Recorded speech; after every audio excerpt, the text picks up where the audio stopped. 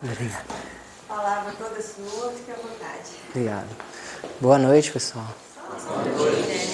Vou pedir, por favor, que coloquem aí o celular no silencioso.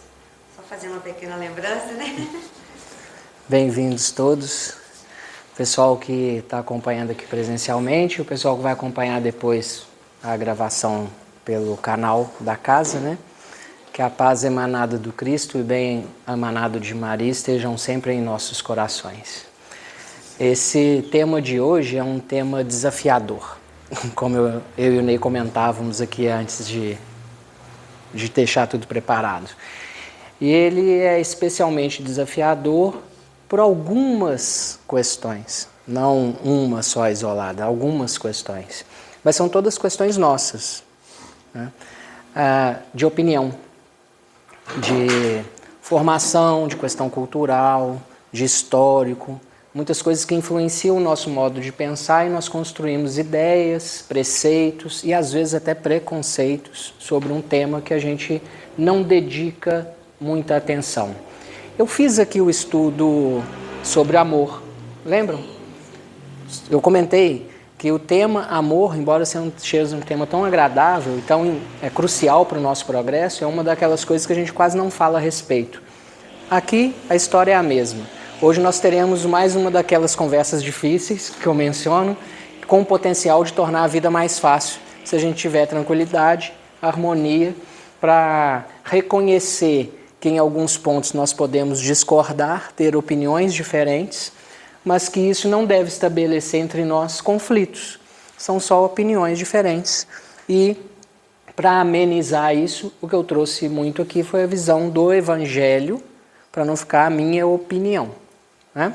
Por isso o tema sobre a ótica do Evangelho. A primeira dúvida que surge ao ver o tema é: mas Jesus tratou desse assunto? Jesus abordou esse tema em alguma instância? Vamos tirar uma dúvida, que isso é crucial até para o estudo. Qual que é a essência do Evangelho de Jesus? Não estou falando do texto, não. O texto escrito, ele varia de um evangelista para outro, né? Por exemplo, existe um sermão mais conhecido que o Sermão da Montanha? Não, né? Mas em cada evangelho se localiza o sermão sendo realizado num local. Já notaram isso? Para um evangelista, ele fala que foi num local, e para o outro evangelista, ele fala outro local. Notaram? Então, não estou falando do texto, estou falando da essência da mensagem de Jesus. Qual que é a essência da mensagem de Jesus? Amor. E então, quando a gente vê um movimento, a gente vê muito, está muito na moda isso, né? Para justificar que não está correta a postura de algumas formas de crença com relação a maneiras de relacionar as pessoas, o combate ferrenho a esse tipo de relacionamento, alguns tipos de relacionamento, para justificar isso como um erro, muito se põe até no meio protestante, evangélico, por aí em diante, que Jesus não tratou desse assunto. Olha que absurdo. Quando a essência da comunicação do ensinamento de Jesus é o amor. É disso que ele trata.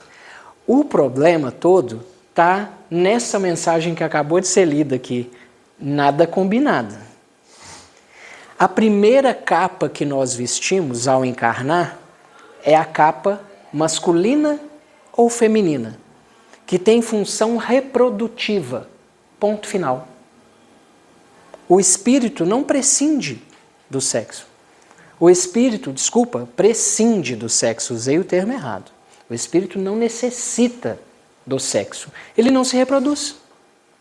O espírito vem da emanação de Deus. A necessidade da reprodução é material.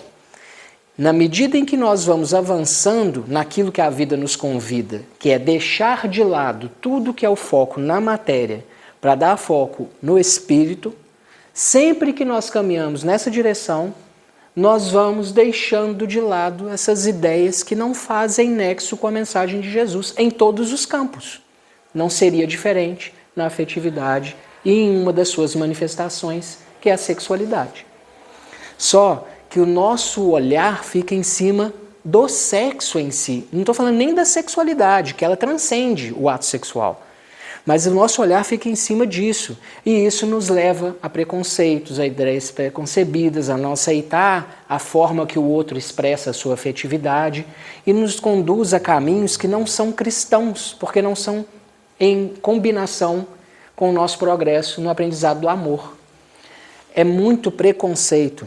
Eu tenho uma péssima notícia para você, se alguém ainda não deu essa notícia, serei eu o portador, infelizmente. Todos nós temos preconceito, sem exceção. Mesmo quem acredita que não tem. Mesmo quem manifesta a sua afetividade num modo que a gente classifica de homoafetivo, também tem. Querem ver um exemplo? Como materializa a ideia de coisas que a gente acha que a gente está livre? Por volta aí dos 12 aos 15, isso varia de indivíduo para indivíduo, a criatura começa a ter olhares de interesse, não é isso? Na juventude, puberdade, começam os hormônios a agir, começam os olhares de interesse. Vou me usar de exemplo. Quando isso surgiu, por acaso, o meu interesse foi por uma menina. Nesse momento, nessa fase da idade, 14 anos, vamos supor, para ficar numa idade fixada, todos nós já formamos um modelo cultural. Todos nós já fomos bombardeados de informações culturais do meio que nos fazem considerar o que é certo e errado, normal e não normal, natural e não natural, esperado e não esperado, até de nós mesmos para com nós. Então, o indivíduo que experimenta esse tipo de interesse que eu tive, ele não tem dúvida, ele não se pega em dúvida, porque é uma coisa que ele olha, é a maioria, parece. E aí ele não se sente em conflito, mas ele ainda assim vai aprender o relacionamento afetivo sexual na experimentação. Adulto, maduro, ele saberá quando aquilo que ele está sentindo é só uma atração física, quando é uma paixão, quando é amor. Isso vai sendo construído com o aprendizado, não é assim para todo mundo? Bom, se não tivesse sido assim, aos 14 anos eu tivesse olhado para um rapaz e sentido essa mesma emoção, haveria uma dúvida de imediato instalada. Porque na minha carga cultural já recebida, eu ia falar, tem algo errado. Será que é isso mesmo que eu estou pensando? Será que é assim? E aí, através disso, vem o medo. O indivíduo começa a se ver problemático, quando na verdade não há nada disso. Toda a ideia que a gente tem disso é preconceito. Porque a sexualidade é uma das manifestações da afetividade, que está na cadeia de progresso do aprendizado do amor. A gente vai ver isso daqui a pouquinho, como que essa sequência, como uma coisa desencadeia a outra, na criação, na perfeição da obra de Deus. A maldade está nos nossos olhos materialistas, quando a gente vê a coisa limitada à expressão sexual e não na manifestação da afetividade. Tá dando ideia, gente, até aqui? Ok. Bom, esse indivíduo que se vê nessa condição de dúvida com relação ao que ele está experimentando, ele muitas vezes se vê até com medo de comunicar e ter uma conversa com a família. Não é assim? Então é comum, às vezes, a pessoa adolescente, ele está nessa dúvida e ele tem medo de falar com pai e mãe, né? Enquanto que o jovem que se entende, opa, encaixei no modelo cultural, não precisa ter medo de nada, não é? No máximo, por conta de cultura também nossa equivocada, a menina, o primeiro namorado, vai ter um pouco de cuidado de falar isso com o pai, sabe? Isso vai diminuindo com o tempo, né? Mas ainda existe um pouco. Mas percebem como é uma questão muito mais cultural do que do indivíduo em si? Que se não fosse essa pressão cultural, isso fluiria mais naturalmente? Mas o nosso preconceito, que é voltado para o materialismo, que está todo arraigado no materialismo, faz que a gente veja com olhos de maldade. E existem até argumentos assim, não, mas é muito mais natural que a expressão da afetividade se dê pelo viés da atividade heteroafetiva, porque senão a espécie humana acabaria. Essa expressão é que leva à reprodução, então é muito mais natural que seja assim. Será? Pai, mãe e filha? Filha única? Não, tem um rapaz. Tem um rapaz. 2 filhos. Quantos relacionamentos sexuais vocês dois precisaram ter para ter os 2 filhos? 2 vezes. 2 vezes. 2 vezes. O óvulo só precisa de um espermatozoide para estar fecundado e reproduzir e dar a chance a um espírito de vir à Terra, encarnar e experimentar o seu progresso, não é? Todas as outras vezes foi expressão afetiva. Então, por conta dessas 2 vezes, vocês são mais naturais do que as pessoas que manifestam afetivamente a sua sexualidade com alguém sem fim de reprodução? Deus fez isso? Se não fosse natural? Entende como o preconceito ele é amarrado em alguns parâmetros que não fazem o menor nexo? A maioria dos casais, não importa qual tipo de casal, usa a sexualidade para manifestar a sua afetividade. A nossa dificuldade, que é o que a gente vai começar a falar, a nossa dificuldade está todinha repousada sobre essa extrema insegurança que nós sentimos ao trafegar sobre esses assuntos que a gente fala pouco. Tabu, né? Numa casa espírita a gente falando de sexualidade. Vejam, é criação de Deus, a maldade é toda nossa. Vocês sabem do caso do Chico encontrando com uma dançarina exótica que se chamava Luz del Fuego? A maioria da turma aqui não vai se lembrar. Coisa antiga. Luz del Fuego é uma dançarina que ela dançava em trajes mínimos, biquínis, com uma cobra. Era uma dançarina exótica que apelava muito para a sensualidade. E o Chico se encontra com ela uma vez num hotel em Belo Horizonte, no elevador. Ela nesses trajes, saindo para um espetáculo, e ele voltando. O que ele fala com ela? Minha filha, você vai constipar, veste aqui esse casaco. Na biografia dela, ela conta que foi o único homem que ela encontrou, que ao encontrar com ela não teve um olhar sensual, que viu a pessoa. Ela sentiu isso no olhar dele. Num outro momento, também da vida do Chico, ele está numa recepção de uma clínica de urologia, portanto um ambiente muito masculino, né? E ali havia algumas revistas de mulheres nuas. E um rapaz, muito maldoso, pega uma dessas revistas, se aproxima do Chico e joga a revista no colo dele, esperando que tipo de reação? Tira isso daqui, né? O Chico, muito calmamente, pega o livro, a revista, folheia, observando tranquilamente cada página. Quando chega no final, fecha, entrega para o rapaz a revista e fala: a perfeição de Deus se manifesta de uma forma tão linda na natureza, né? A maldade é nossa. Nossa. Então, quando a gente depara com uma manifestação da afetividade diferente da nossa manifestação de afetividade, a gente julga, porque a gente já começa a pensar no sexo. Querem ver? Nosso lar. André vai visitar um trabalhador, já antigo, da colônia. Ele vai até a casa desse trabalhador e quando ele chega lá, ele depara com o trabalhador e 2 espíritos femininos que tinham sido esposas dele na última encarnação. A primeira esposa e a segunda, que foi de segundo casamento, quando a primeira desencarnou. Vivendo juntos na casa. Qual que é a primeira coisa que vem na nossa cabeça? Sexo. Como que se estabelece isso entre os 3? Como que esse negócio funciona? E ele confessa que também pensou nisso. Só que ali está estabelecida a afetividade para além da fronteira da sexualidade. E quando eu falo isso, não estou colocando a sexualidade como algo indevido, sujo, nada disso. Só estou colocando que a nossa dificuldade de lidar com isso é meramente o nosso foco material. Até aqui tudo bem? Vamos avançar então. A linha de progresso no nosso exercício de aprendizado de amor, que é uma dificuldade humana presente em todos os tempos, não é de agora. Eu trouxe um livro que se chama... Ele é da série Vida no Plano Espiritual, que se chama Sexo e Destino. A discografia do Chico, narrado por André. E na introdução tem uma prece. Normalmente é normal que se faça uma introdução por um autor conhecido, né? Mas nesse livro é uma prece limiar, feita por Emmanuel.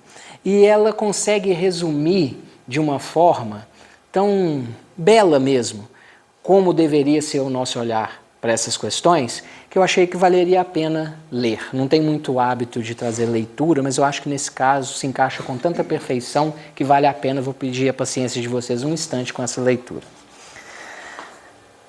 Pai de infinita bondade, este é um livro em que permitiste ao nosso André Luiz traçar, em lances palpitantes da existência, alguns conceitos da espiritualidade superior a respeito do sexo e destino. Fotografia verbal de nossas realidades amargas que entremeastes com esperanças eternas. Entregando aos companheiros reencarnados no mundo, queremos recordar Jesus, o enviado de sua ilimitada misericórdia, naquele dia de sol em Jerusalém.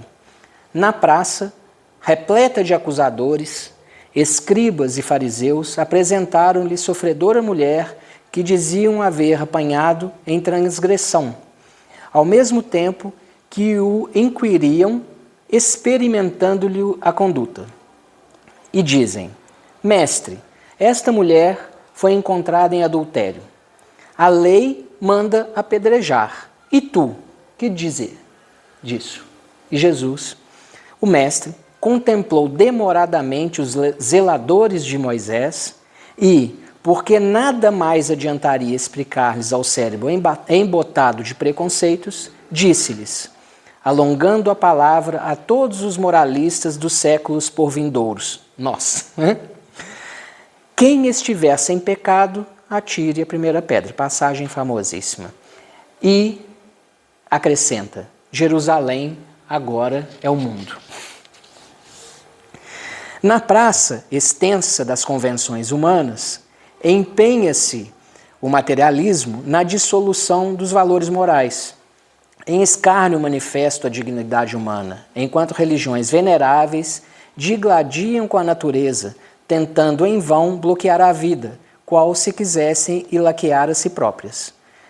Ao tremendo conflito dessas forças gigantescas que lutam pelo domínio moral da terra, enviaste a doutrina espírita, em nome do Evangelho do Cristo, para serenar os corações e comunicar-lhes que o amor é a essência do universo, que as criaturas nasceram do hálito divino para se amarem umas às outras, que o sexo é legado sublime e que o lar é refúgio santificante, esclarecendo, porém, que o amor e o sexo plasmam responsabilidades naturais na consciência de cada um e que ninguém lesa alguém nos tesouros afetivos sem dolorosas reparações. Este volume pretende afirmar ainda que, se não podes subtrair os culpados às consequências do erro em que se tornaram incursos, não permites que os vencidos sejam desamparados, desde que aceitam a luz retificadora para o caminho. Mostra que em tua bênção os delinquentes de ontem, hoje redimidos, se transfiguram em teus mensageiros de redenção para aqueles mesmos que lhes caíram outrora nas ciladas sombrias. Abençoa, pois, o presente relato estuante de verdade e esperança, e ao confiá-lo aos nossos irmãos do mundo, deixa possamos lembrar-lhes a existência física, seja na infância ou na mocidade, na madureza ou na velhice, é sempre dom inefável que nos cabe honorificar e que, mesmo detendo um corpo carnal rastejante ou disforme, mutilado ou enfermiço, devemos sempre repetir diante da sua sabedoria incomensurável, obrigado, meu Deus. Emmanuel é fantástico, né? O que ele chama a atenção? Aquilo mesmo que a gente acabou de introduzir, né? Que o foco nosso se perde, né? Se perde numa manifestação na escala do aprendizado do amor das mais primitivas, né? Nós estamos num planeta em que todos os encarnados estamos no que a gente poderia chamar de primário, como se fosse a nossa carreira estudantil. Nós acabamos de sair do maternal e estamos finalizando o curso primário. As nossas dúvidas, as nossas dificuldades são primárias.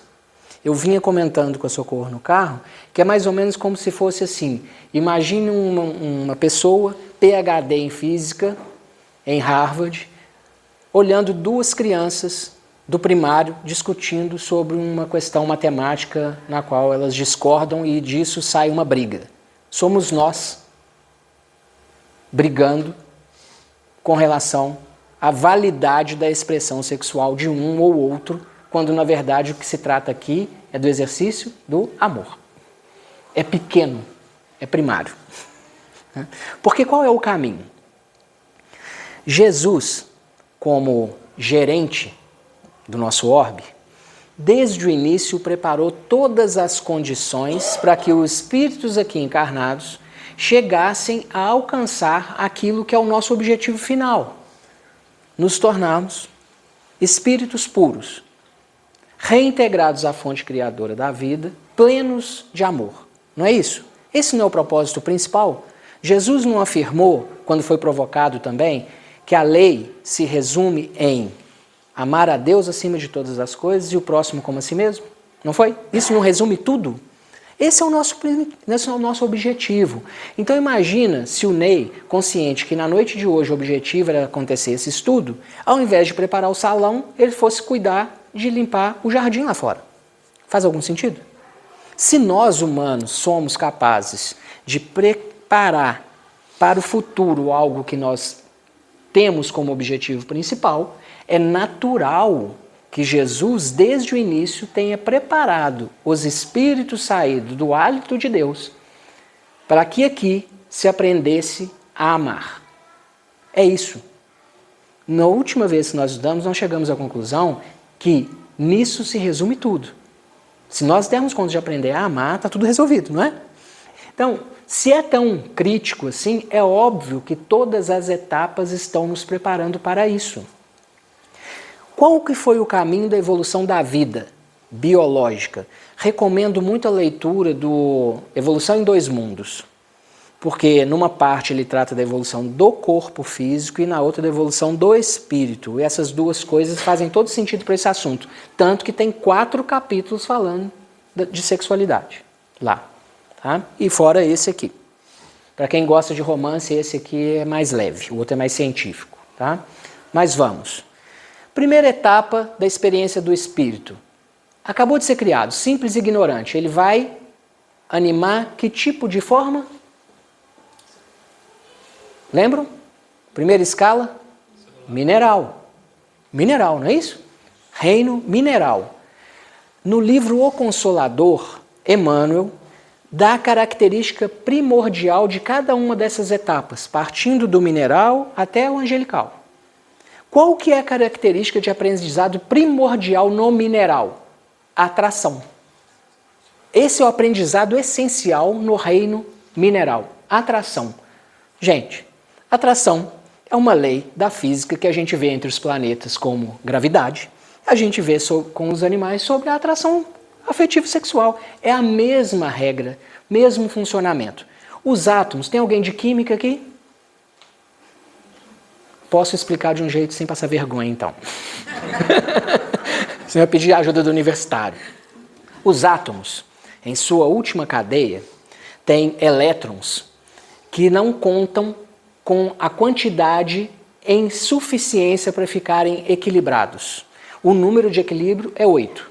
Então eles procuram, se atraem, porque quando eles se unem e formam a última camada compartilhando elétrons, eles fecham 8 na última camada, entram naquilo que se chama equilíbrio.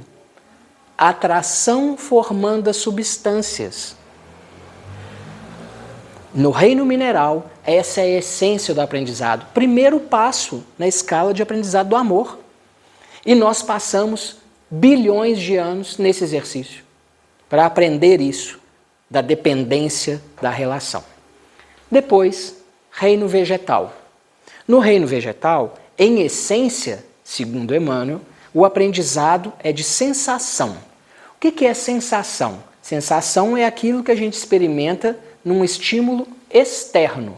Sensação como hoje de frio, de medo, de atração, de interesse e N sensações.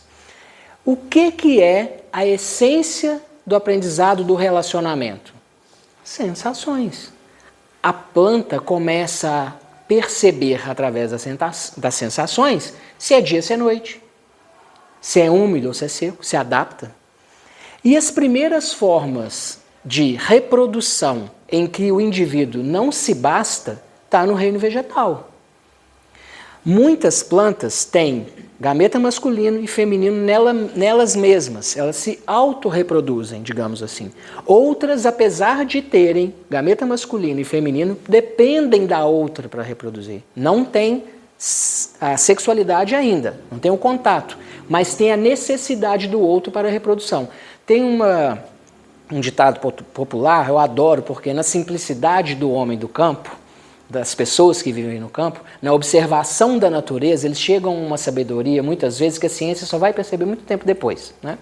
Tem um ditado que fala assim, pé de mamão só dá mamão se ele estiver vendo o outro pé de mamão. Já ouviram falar isso? Né? Se um pé de mamão não vê o outro, não dá mamão. O que é isso? É que se estiver muito distante, não vai haver essa troca dos gametas e não vai haver reprodução, que é o mamão. A fruta que a gente come é o óvulo. Né? Enfim, começa esse movimento. Aí já há a necessidade do outro indivíduo para a reprodução. No mineral, os agentes da promoção divina cuidam da reprodução. Não há ainda, só a atração. Próximo passo, animal. Surge a expressão sexual. E o que é o essencial do aprendizado no reino animal, segundo fala Emmanuel lá no Consolador Prometido? Instinto. E é aí que a gente se perde.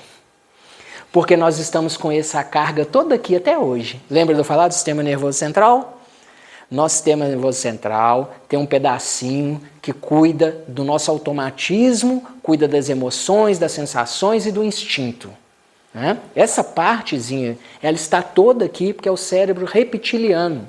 Surge na cadeia de crescimento dos animais, nos répteis pela primeira vez, e está em nós até hoje. Nós temos isso. Então nós estamos sob o impulso dos nossos instintos, e um deles, o impulso sexual. Então o nosso julgamento é influenciado por isso. O nosso pensar é influenciado por isso. O nosso desejar é influenciado por isso. O nosso relacionamento afetivo é influenciado por isso.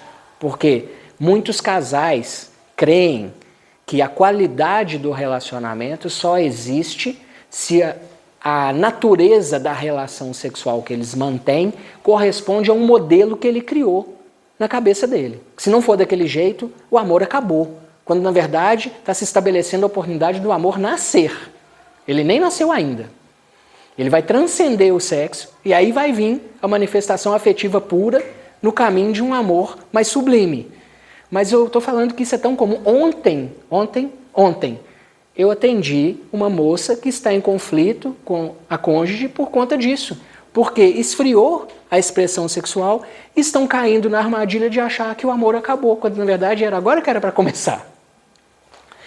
Bom, o próximo passo, que é onde nós nos encontramos, hominal, razão.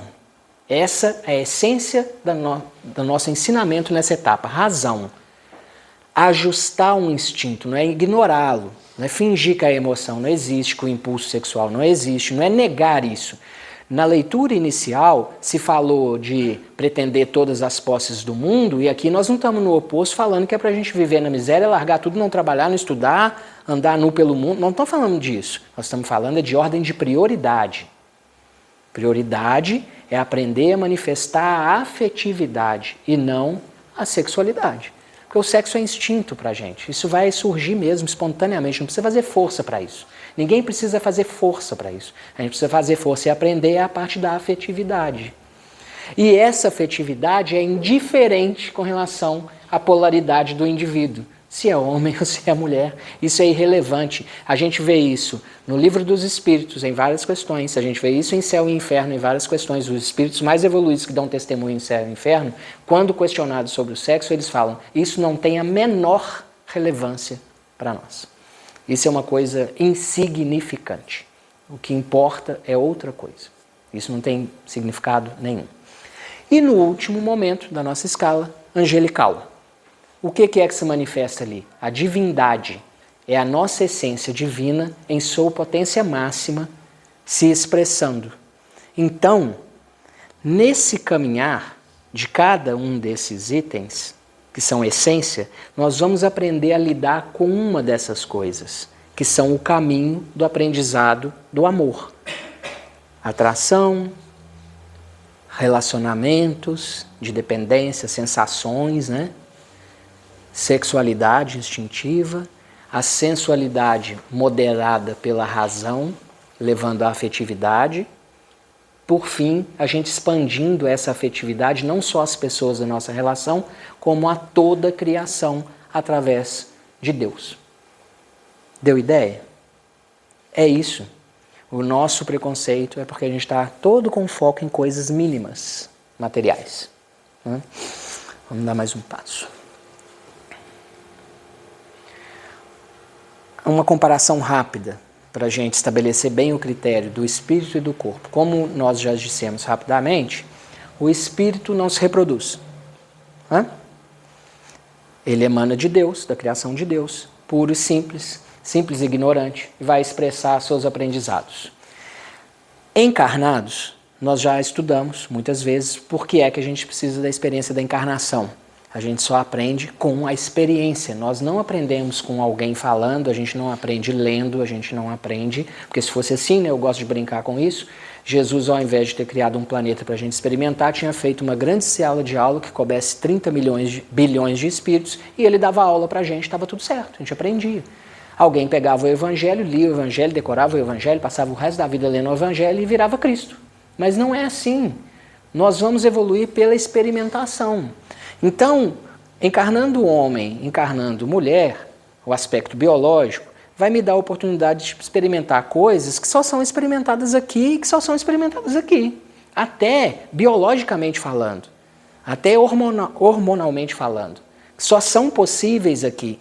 A afetividade não faz parte desse pacote. A afetividade é uma coisa do espírito aprender a expressar. Independente disso. Então, no consultório, a gente depara, às vezes, com histórias que eu fico chocado, que parece novela mexicana, né? De mães que maltratam os filhos numa crueldade extrema. E o que a gente espera da relação da mãe com o filho? Não é afetividade, amor, acolhimento, não julgamento, não é? Essa dificuldade é daquele elemento biológico? Do polo feminino? Essa dificuldade é daquele espírito que habita aquele corpo, não é? E a gente vê homens encarnados a quem requer, na obra de criação, como ela foi construída, a proteção, a sensação de segurança, não é isso? Essas mesmas criaturas que deveriam exercitar isso, maltratando, agredindo fisicamente, assassinando, a gente não percebe isso? Essa dificuldade é daquele elemento biológico que está ali? Não, é do espírito. Não existe correlação entre a nossa forma de expressar a sexualidade com o nosso agente biológico. Não existe. O nosso agente biológico só tem a função reprodutiva. Não é isso? Então, essa diferenciação faz bem que nós sustentemos. O som? Só um instantinho, gente. Deixa eu ver se consigo corrigir aqui. Me ajuda aqui, por favor. Não, tá ligado. Tá? Essa diferenciação é muito saudável para a gente não correr dois riscos que nos confundem muito. O primeiro é querer pensar que afetividade e sexualidade são a mesma coisa. Não são. São coisas distintas. E segundo, achar que são coisas separadas, mas totalmente desconectadas. E também não são. São um caminho de progresso. Em um momento, nós começamos a lidar com a sexualidade. Em um outro momento, nós começamos a lidar com a afetividade. Em um outro momento, nós vamos começar a lidar com esse amor sublime. Só que nesse processo de aprendizado, ninguém pula de uma etapa para outra abandonando o anterior completamente. Não é? Nós vamos aprendendo paulatinamente. Então, aprendendo alguma coisa, mas ainda com resquício do passado. Então, o impulso do instinto sexual está em nós, mas nós estamos caminhando para transformar isso na expressão da afetividade. Os casais mais felizes do mundo são aqueles que não têm mais dependência da expressão sexual para estarem juntos. Só que a gente acha que isso é um esfriamento da relação. E não é, né?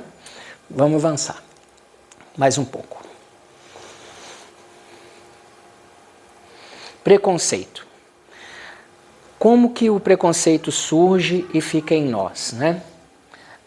Já teve um outro momento que eu comentei aqui sobre como aqui na região de Ouro Preto, visitar aqueles lugares faz a gente pensar muito em como que era a lógica da vida, a cultura há 300 anos atrás, né?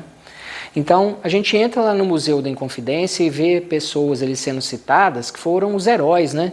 Então, ali, o museu é da Inconfidência. São aquelas pessoas que deram o próprio corpo em martírio por conta de um ideal de liberdade, né? Olha que bacana. Mas, ao mesmo tempo, essas pessoas tinham escravos. Porque era da cultura da época. Não era considerado algo errado. Isso não é um achômetro. Se a gente descer a rua direita e for lá na Casa da Moeda, onde tem os documentos da época, tem lá escrituras, a pessoa passando as posses dela para um filho, para um parente, em que consta 3 cavalos, 2 escravos, uma fazenda, as pessoas são citadas lá no meio como um item qualquer. Era assim, era da cultura.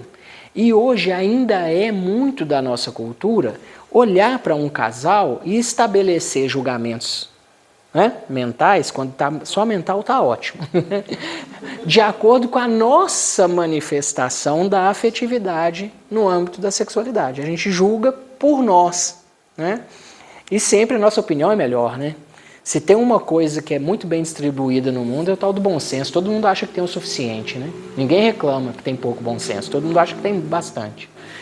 Então, o preconceito se estabelece assim, quando de acordo com o que eu penso que já sei, eu passo a avaliar e julgar os demais, tudo que está à minha volta, com isso que eu penso que já sei. Isso já é suficiente. Eu não preciso estabelecer um contato, um diálogo, para entender aquilo suficiente para desvincular as minhas ideias de uma outra realidade. Eu quero colar naquela pessoa um critério que é meu e dar a ela aquele selo. Tá? E isso é muito difícil de vencer. É muito difícil de vencer. Então, para as famílias, principalmente, porque todos nós vamos, daqui em diante, se já não estamos, nós todos vamos daqui em diante ser chamados a lidar com isso cada vez mais. Cada vez mais. Ah, é porque está muito permissivo, então as pessoas... Não, a única diferença que há de antes para agora é que, graças a Deus, nós estamos perdendo um pouco do olhar materialista para esse aspecto e estamos acolhendo as pessoas com mais cristandade. É só isso. O impulso sempre houve. No tempo de Jesus havia do mesmo jeito e ele não se preocupou com isso a não ser do jeito que está narrado aqui. As únicas vezes que Jesus foi duro com alguém foi com quem? Duro. De chamar de hipócrita e tudo mais. Foi com quem? Com aqueles que usavam o nome de Deus e as ideias de Deus para obter benefício próprio, por poder ou por hipocrisia mesmo, não é? Ele não foi duro com as pessoas que eram acusadas de prostituição, com ninguém. Ele não foi duro com isso, acolheu todo mundo. Então, o que melhorou no nosso ambiente cultural é isso. O que está ficando ainda é o preconceito estrutural. Para as famílias, como que ele se manifesta? Quando um filho chega e fala: Pai, eu estou gostando de um rapaz e é um homem. Mãe, eu estou gostando de uma moça e é uma menina. Com o filho, a gente usa a desculpa esfarrapada da preocupação de como o mundo vai tratar, mas lá no fundinho, na hora que vem em casa, no almoço no domingo, a gente preferia que viesse alguém da polaridade oposta. O que é bom pra gente, que é o que a gente vai entrar agora. Depois, eu volto nisso aqui, tá? Vamos tratar disso aqui primeiro. Eu coloquei o slide na ordem errada. Aqui, ó, rota de progresso. Achei no final e era para estar agora. O que é bom pra gente? O que faz bem pra gente nesse âmbito para ir nos livrando do preconceito? Aquilo que eu falei lá no início. Conversar claramente. A família. O assunto estando colocado com sinceridade não vai fazer que isso aconteça, o que as pessoas temem, sabe? Eu tenho muito temor do meu filho escolher isso, da minha filha escolher aquilo, então é melhor não ficar... Não existe isso, gente. Isso é preconceito. Achar que alguém vai influenciar. Essa semana uma moça relatou, uma adolescente, que uma amiga foi ameaçada de morte porque ela começou a namorar com uma menina, ela tinha 16 anos, a menina 15, idade normal de começar os namoricos, né? E o pai da menina ameaçou de morte porque segundo ele, na cabeça dele, aquela menina tinha influenciado a filha dele a manifestar a afetividade dela através dessa via sexual. Existe isso, gente. Isso não existe. Isso é da natureza da pessoa. Isso não é nem sequer uma escolha. Sabe? Nem sequer uma escolha. Nasce com ela. Então, o caminho para a gente progredir nisso, o que faz bem, é as famílias tratarem esse assunto de forma natural, igual a gente está conversando aqui, no ambiente espírita, e estamos tratando do assunto. Isso não é um problema.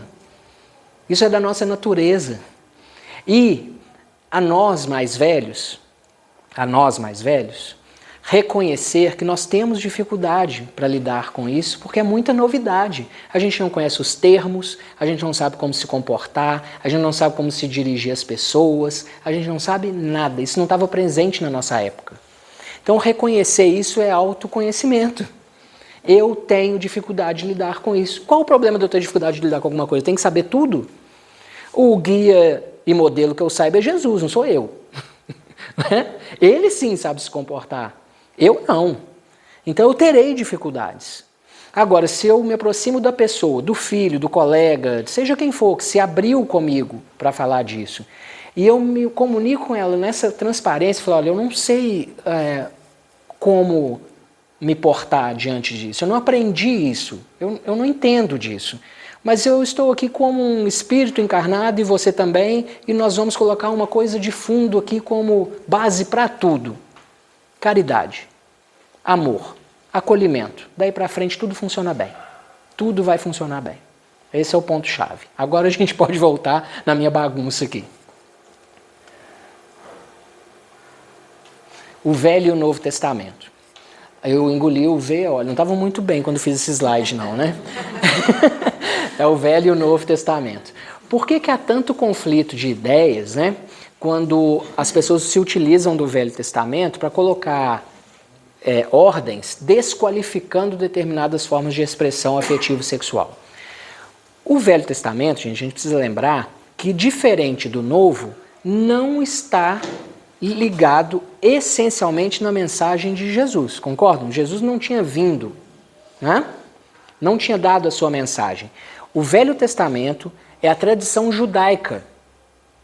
É a tradição judaica. E como tal, tem elementos que são da mensagem de Deus encaminhadas aos mensageiros que Jesus elegeu nesse processo. A gente cita alguns aqui, né, com frequência.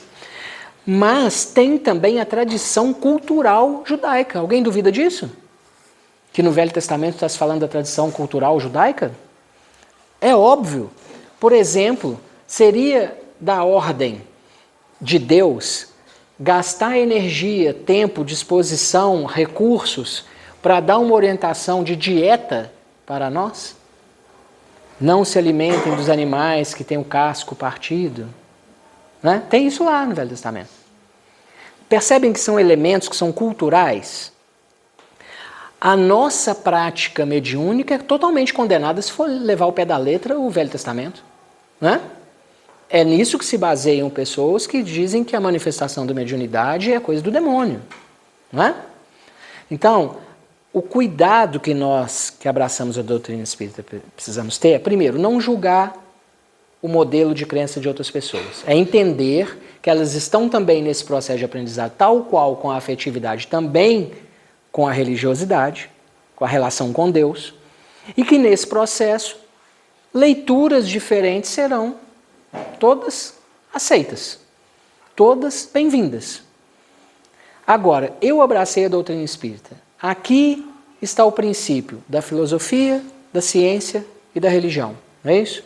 É nesse alicerce. Então, eu vou fazer a leitura do Velho Testamento com a chave que decodifica isso, que é a doutrina espírita. A diferença que há entre o que está escrito no Velho e no Novo é exclusivamente por isso. Jesus declarou, não vim destruir a lei, não foi? Agora ele estava tratando desses preceitos dogmáticos, culturais, nem tratou desse assunto. Ele só falou de moralismo, só falou do conceito da relação do ser humano com Deus na base do amor, não foi? Então é por isso que há essa diferença. É uma confusão muito grande para quem começa a lidar com esse assunto em casa, principalmente. E se tem essa carga dessa forma de leitura do Velho Testamento, fica uma carga pesada para lidar, né? Bom, providência divina. Por que eu estou falando disso aqui? Deus criou um sistema de funcionamento para o universo, todo baseado em alguns princípios que são infalíveis. Perfeito, criou algo perfeito. As leis estão estabilizadas. Não há necessidade da intervenção de Deus derrotando as leis naquilo que se chama milagre. Não é? Já está tudo perfeito. Nós é que fazemos um plano e depois precisamos corrigir porque não deu certo. Está tudo funcionando perfeitamente. Uma dessas leis a gente reconhece na doutrina espírita como lei de justiça, amor e caridade, não é? Não são 3 leis, não. É uma só. A justiça humana se estabelece pela punição, pela restrição, pela compensação, essas coisas, não é isso? Os advogados devem ter até tremido na cadeira com a minha explicação. Mas para nós leigos já serve. A lei de Deus, de justiça, se estabelece pela via do amor. Então, vamos fazer uma comparação que eu fiz de 300 anos com relação à escravidão. Vamos fazer agora, nós mesmos, o que nós imaginamos que nós aqui, não vamos falar de ninguém fora daqui não, para não fazer fofoca. Vamos falar dessa representação da humanidade que está aqui. Como será que era o nosso comportamento no âmbito afetivo sexual há 300 anos atrás? É bom nem pensar, né, gente? E tem gente que acha que é bom ter memória do passado. É melhor não lembrar, porque não tem coisa boa. Não tem coisa boa. A gente ia lá e roubava as mulheres da outra tribo. A gente, há pouquíssimo tempo, não estou falando de muita coisa não, era comum os relacionamentos serem construídos entre parentes de primeiro grau só para manter a riqueza. Não é comum. Tem um livro que se chama Loucura dos Reis, não é espírita não. Fala de por que alguns traços de problemas, distúrbios de ordem mental se propagou de tal forma durante um período da era medieval.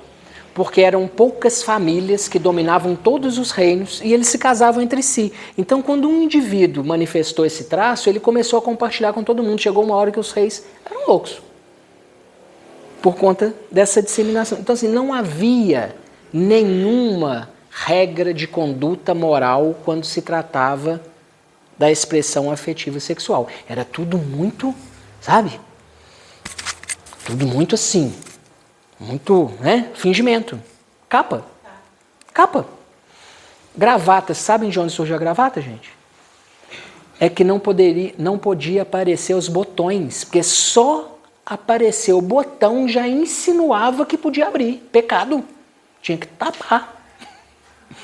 E ficou algo elegante e a gente usa até hoje. Era capa. Só capa. Fortaleceu os preconceitos. O que importa no fim disso tudo, quando um filho, um parente qualquer, alguém te procurar na confiança de falar dessa dificuldade que ele está encontrando em lidar com ele mesmo, o que nós devemos aconselhar? Cristão espírita.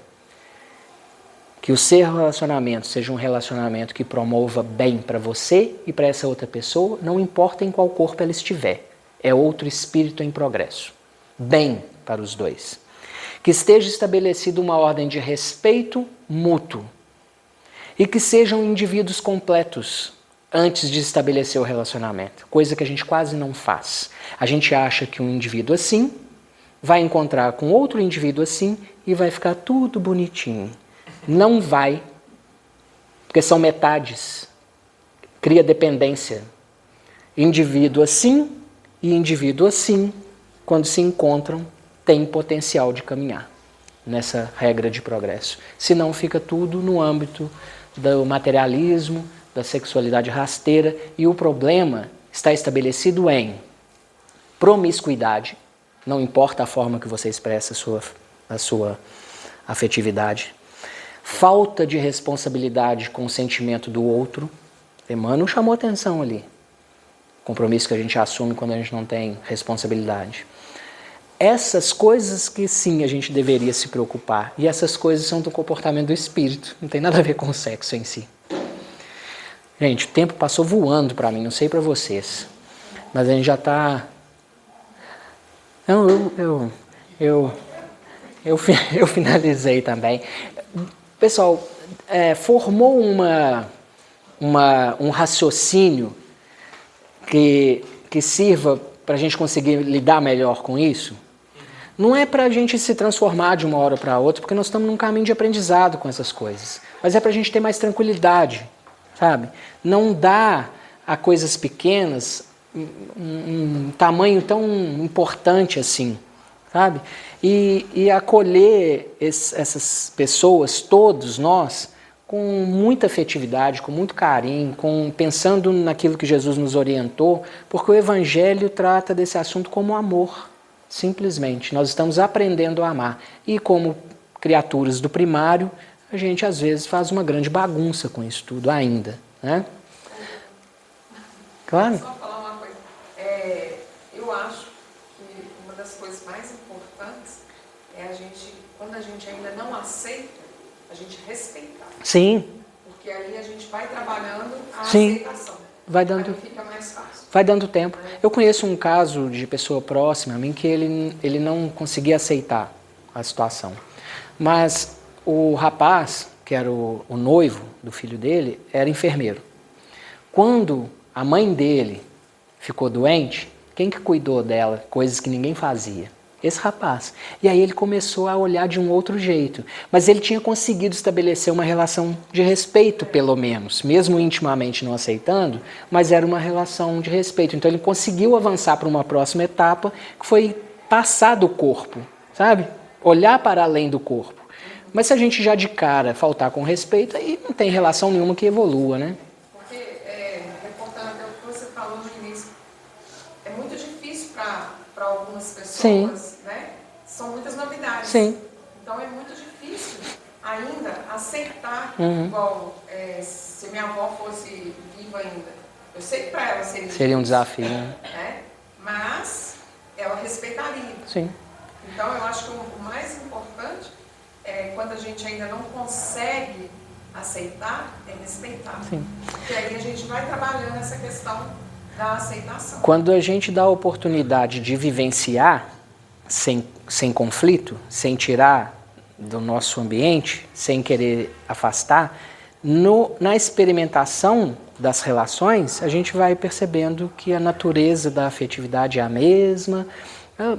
Eu lembro, você falou da sua avó, eu me lembro, eu atendi um senhor, ele tinha 82, 83 anos.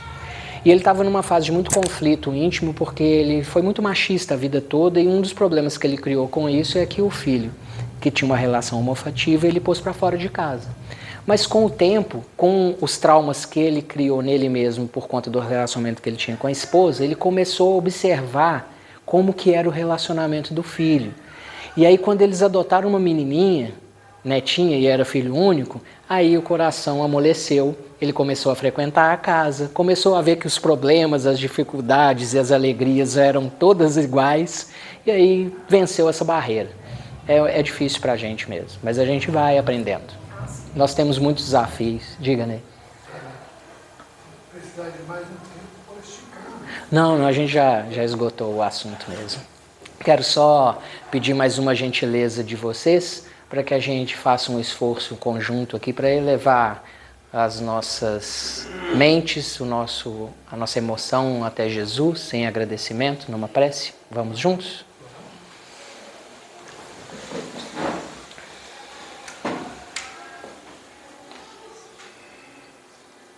Mestre amado Jesus,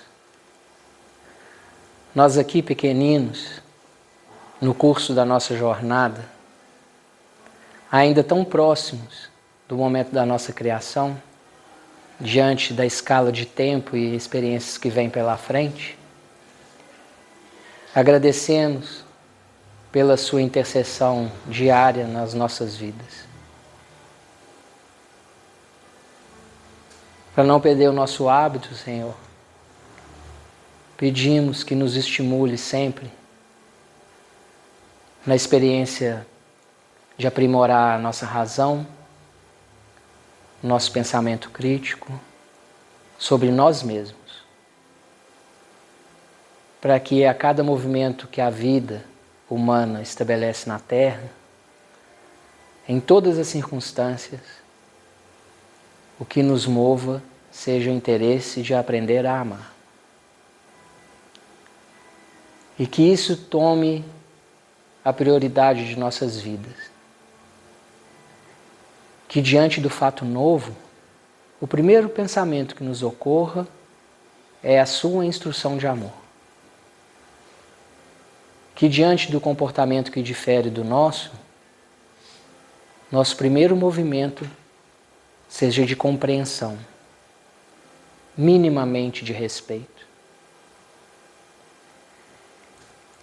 Agradecemos a providência do Pai, materializada nesse mundo através do seu exercício constante de gerência do nosso planeta, porque cada deslize que cada um de nós cometeu nesse âmbito da afetividade, que foi o tema do nosso estudo de hoje, agora o Senhor providencia testes, provas, para que sejamos capazes de transcender da matéria e nos olhar aquilo que somos de fato. Espíritos imortais numa trajetória de reencontro com a fonte criadora da vida. Completamente integrados a Deus, mantendo a nossa individualidade, mantendo as nossas experiências, os nossos afetos, as nossas preferências, o nosso gosto. E que na comunidade em que somos chamados a compartilhar aprendizados, sejamos os agentes dessa paz entre as pessoas. Para que nunca mais alguém sofra de repressão por uma escolha de expressão da sua afetividade. E que em breve possamos todos nos encontrar livres da necessidade do corpo material e finalmente aprendendo a lidar com essa potência criadora que nós chamamos de amor. Como disse Emmanuel na prece que acabamos de ler, é aquilo do que o universo é feito. Muito obrigado, Jesus, trabalhadores da casa, encarnados e desencarnados, nossos mentores individuais, por essa oportunidade de estudo e de compartilhamento. Graças a Deus.